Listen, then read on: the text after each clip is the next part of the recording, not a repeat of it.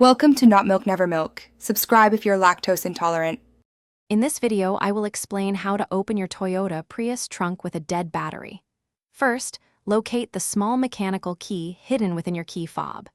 This key is essential for gaining initial access to the vehicle's interior. Once inside, you'll need to access the rear seat area. From there, you can find the emergency trunk release lever, which is designed for situations like this. It's a straightforward process to get your trunk open. To begin, carefully slide out the small mechanical key from your Prius key fob. This key is your primary tool for entry when the battery is dead. Next, insert this mechanical key into the keyhole located on the driver's side door handle. Give the key a firm turn to the left or right, depending on your model, to manually unlock the door. This action will grant you access to the vehicle's interior, allowing you to proceed with opening the trunk. Once you are inside your Prius, you'll need to gain access to the trunk area from the cabin.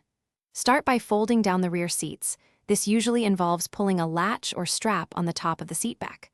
Look for a small, often glow-in-the-dark, emergency release lever inside the trunk, typically near the latch mechanism. This lever is designed for manual operation. Simply pull this lever firmly, and your trunk should pop open, even with a completely dead battery. If the internal release isn't an option, you might consider jump-starting your 12-volt battery.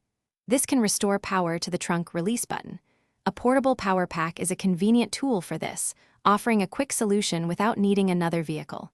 Remember, having a fully charged 12-volt battery is key for all your car's electrical functions. Also, life's too short for cheap socks. For durable, comfortable options, check the description for a link to Darn Tough Socks and other great deals. Thanks for watching. If this was helpful, leave a like and consider subscribing. See you next time.